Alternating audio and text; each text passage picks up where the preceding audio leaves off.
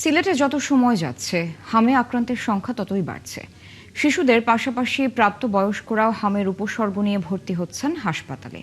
তবে শিশুদের চেয়ে বয়স্করা তাড়াতাড়ি সুস্থ হয়ে বাড়ি ফিরছেন। মোহিত দিদারের তথ্য ও ছবিতে প্রতিবেদন।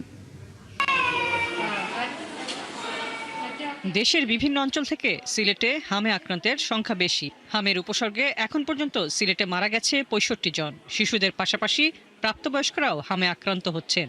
এখন পর্যন্ত প্রায় ২০০ জন প্রাপ্তবয়স্ক রোগী চিকিৎসা নিয়েছেন। এর মধ্যে জেরিন সুলতানা নামে এক নার্সের মৃত্যু হয়েছে।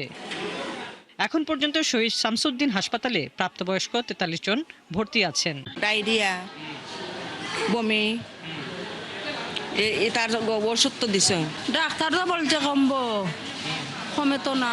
আজ ৮ দিন হয়ে গেছে কি। বর্তমানে আইসিসি আছে, আপনার কোনো উন্নত দেখাবো না বাচ্চা। হামে প্রাপ্তবয়স্কদের আক্রান্ত হওয়ার কারণ সম্পর্কে সিলেটের বিভাগীয় স্বাস্থ্য পরিচালক মাহবুবুল আলম বলেন, আক্রান্ত ব্যক্তির সংস্পর্শে আসার কারণে প্রাপ্তবয়স্কদের মধ্যে হামের সংক্রমণ বাড়ছে। শিশুদের কাছ থেকে আক্রান্ত হতে পারে, অথবা যেহেতু কোথাও এক জায়গায় মহামারী দেখা দিলে ওই এলাকায় যারা আছেন, যারা আনভ্যাকসিনেটেড আছেন, যাদের মধ্যে রোগ প্রতিরোধ ক্ষমতা নাই, এরা সকলেই আক্রান্ত হতে পারেন, বিশেষ করে যাদের রোগ প্রতিরোধ ক্ষমতা কম। সেজন্য আমাদের সচেতন হতে হবে। বিশেষ করে কোথাও যদি হামের রোগী পাওয়া যায়, সেক্ষেত্রে শিশুদের সাথে সাথে বড়দেরকেও সতর্ক থাকতে হবে। এদিকে স্বাস্থ্য বিশেষজ্ঞরা বলছেন, হাম প্রতিরোধে সবাইকে সচেতন হতে হবে, মাস্ক পরে চলাচল করতে হবে। বড়দের জ্বর হলেই বাড়িতে আইসোলেশনে থাকতে হবে। হাসিবা আলী বর্ণা, ৭১।